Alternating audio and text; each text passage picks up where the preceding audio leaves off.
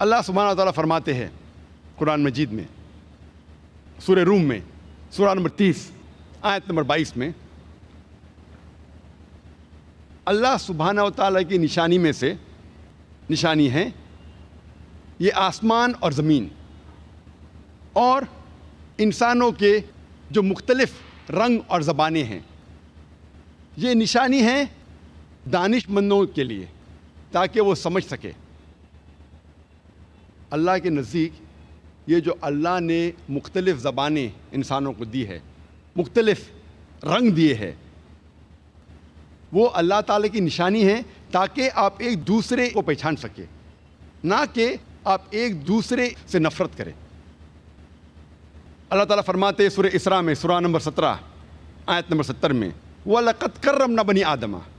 اللہ سبحانہ و تعالیٰ نے سارے بنی آدم پہ کرم فرمایا۔ اللہ سبحانہ و تعالیٰ نے سارے بنی آدم کو عزت دی، چاہے وہ عورت ہو یا آدمی ہو، چاہے کالا ہو یا گورا ہو، چاہے امیر ہو یا غریب ہو،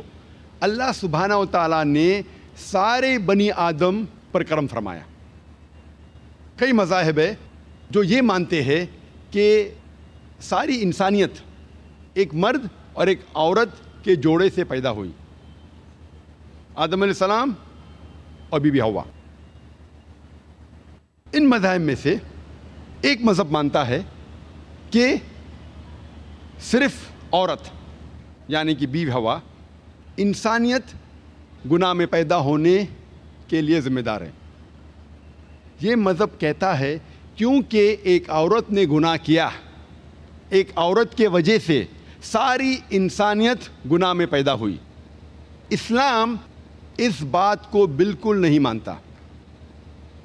اسلام میں آدم علیہ السلام اور بیوی حوا دونوں کو یکساں ذمہ دار ٹھہرایا گیا ہے، اور کئی جگہ قرآن مجید میں اس کا ذکر آتا ہے۔ مثال کے طور پہ سورہ اعراف میں سورہ نمبر 7 آیت نمبر 19 سے 27 تک تقریباً 1 درجن سے زیادہ ٹائم، 12 سے زیادہ وقت دونوں کو خطاب کیا گیا ہے، آدم علیہ السلام اور بیوی حوا، اور یہاں کہا گیا ہے کہ دونوں نے اللہ سبحانہ و تعالیٰ کی بات نہیں مانی، دونوں نے اس کے بعد معافی مانگی اور اللہ سبحانہ و تعالیٰ نے دونوں کو معاف کیا۔ قرآن مجید کے مطابق دونوں کو یکساں ذمہ دار، دونوں کو یکساں قصوروار ٹھہرایا گیا ہے۔ قرآن مجید میں ایک بھی آیت نہیں ہے جس میں کہیں بھی صرف بیوی حوا کو قصوروار ٹھہرایا گیا ہے، لیکن قرآن مجید میں ایک آیت ہے جس میں صرف آدم علیہ السلام کا ذکر ہے، وہ سورہ طٰہٰ سورہ نمبر 20 آیت نمبر 121 میں، جہاں کہا گیا ہے کہ آدم علیہ السلام نے اللہ سبحانہ و تعالیٰ کا کہنا نہیں مانا۔ لیکن جب قرآن مجید کی ساری آیتیں پڑھتے ہیں ہمیں پتہ چلتا ہے کہ دونوں یکساں قصوروار ہیں۔ اور کچھ غیر اسلامک مذہب ہے جو یہ کہتے ہیں کہ اس کے وجہ سے اللہ سبحانہ و تعالیٰ نے عورتوں پر لعنت بھیجی، اور عورتیں تکلیف سے بچے جنیں گی، یہ ان کے لیے ایک سزا ہے، کیونکہ عورت نے اللہ کا کہنا نہیں مانا، اسی لیے عورت کے اوپر لعنت ہے، اور وہ تکلیف کے ساتھ بچوں کو جنیں گی اور اپنے شوہر کی غلام بنیں گی۔ اسلام اس بات کو بالکل نہیں مانتا،